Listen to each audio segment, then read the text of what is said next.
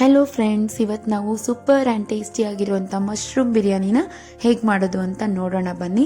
ಮೊದಲಿಗೆ ನಾನು 3 ಹಸಿಮೆಣಸಿನ್ಕಾಯಿ, 2 ಒಣಮೆಣಸಿನ್ಕಾಯಿ, ಸ್ವಲ್ಪ ಪುದೀನ, ಸ್ವಲ್ಪ ಕೊತ್ತಂಬರಿನ ಸ್ವಲ್ಪ ನೀರು ಹಾಕ್ಕೊಂಡ್ಬಿಟ್ಟು ಚೆನ್ನಾಗಿ ರುಬ್ಕೊಂಡು ಇಟ್ಕೊಂಡಿದ್ದೀನಿ.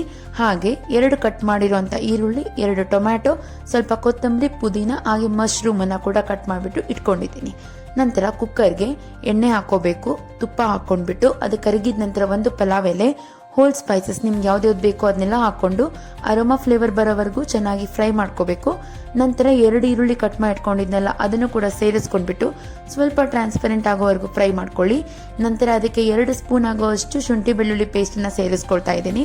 ಅದು ಒಳ್ಳೆ ಘಮ ಬರೋವರೆಗೂ ನೀವು ಫ್ರೈ ಮಾಡ್ಕೊಂಡ್ಬಿಟ್ಟು 2 ಟೊಮ್ಯಾಟೊ ಏನು ಕಟ್ ಮಾಡಿ ಇಟ್ಕೊಂಡಿದ್ದೆ ಅದನ್ನು ಕೂಡ ಸೇರಿಸ್ಕೊಂಡು ಸ್ವಲ್ಪ ಸಾಫ್ಟ್ ಆಗೋವರೆಗೂ ನಾನಿಲ್ಲಿ ಬೇಯಿಸ್ಕೊಳ್ತಾ ಇದ್ದೀನಿ. ಇದು ಚೆನ್ನಾಗಿ ಸಾಫ್ಟ್ ಆಗಬೇಕು ಅಂದರೆ ಸ್ವಲ್ಪ ಉಪ್ಪನ್ನು ನೀವು ಬೆರೆಸ್ಕೋಬೇಕಾಗತ್ತೆ. ರುಚಿನ ತಕ್ಕಷ್ಟು ಉಪ್ಪನ್ನು ನೀವು ಬೆರೆಸ್ಕೊಂಡ್ಬಿಟ್ಟು ಅದಕ್ಕೆ ಅರಿಶಿನ ಪುಡಿ, ಗರಂ ಮಸಾಲ ಮತ್ತು ಧನಿಯಾ ಮತ್ತು ಜೀರಾ ಪುಡಿ ಮಾಡಿಟ್ಕೊಂಡಿದ್ದೆ ಅದನ್ನು ಕೂಡ ಇದಕ್ಕೆ ಹಾಕ್ಕೊಂಡು ಚೆನ್ನಾಗಿ ಎಲ್ಲದಕ್ಕೂ ಸೇರೋ ರೀತಿ ನೀವು ಮಿಕ್ಸ್ ಮಾಡ್ಕೊಳ್ಬೇಕಾಗುತ್ತೆ. ನಂತರ ಏನು ಮಾಡಬೇಕು ಅಂತ ಹೇಳಿದರೆ ಅದು ತೀರಾ ಸಾಫ್ಟ್ ಆದ ನಂತರ ಅದಕ್ಕೆ ನಾವು ಮಶ್ರೂಮನ್ನು ಬೆರೆಸ್ಕೋಬೇಕಾಗುತ್ತೆ.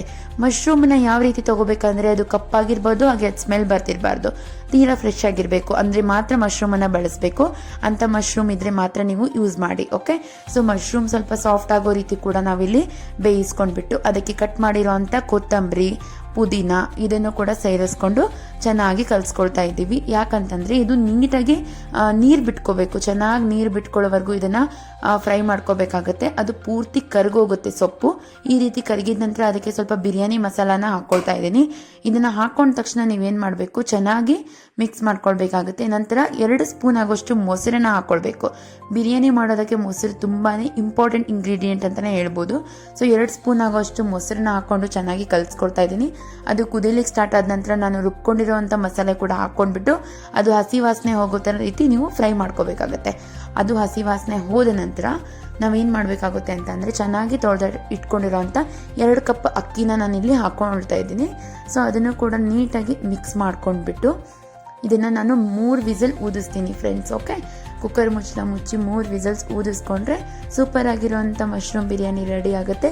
ಸೊ ನೀವು ಕೂಡ ಮನೇಲಿ ಟ್ರೈ ಮಾಡಿ, ಹಾಗೆ ಹೇಗಾಗಿದೆ ಅಂತ ಹೇಳ್ಬಿಟ್ಟು ಕಮೆಂಟ್ ಮಾಡೋದನ್ನು ಮರೀಲಿಕ್ಕೆ ಹೋಗಬೇಡಿ. ಯಾರ್ಯಾರು ಇನ್ನೂ ನಮ್ಮ ಚಾನಲ್ಗೆ ಸಬ್ಸ್ಕ್ರೈಬ್ ಆಗಿಲ್ಲ ಬೇಗ ಸಬ್ಸ್ಕ್ರೈಬ್ ಆಗಿ ಅಂತ ಹೇಳ್ತಾ ವಿಡಿಯೋನ ಎಂಡ್ ಮಾಡ್ತಾ ಇದ್ದೀನಿ. ಎಲ್ಲರಿಗೂ ಟೇಕ್ ಕೇರ್, ಬಾಯ್.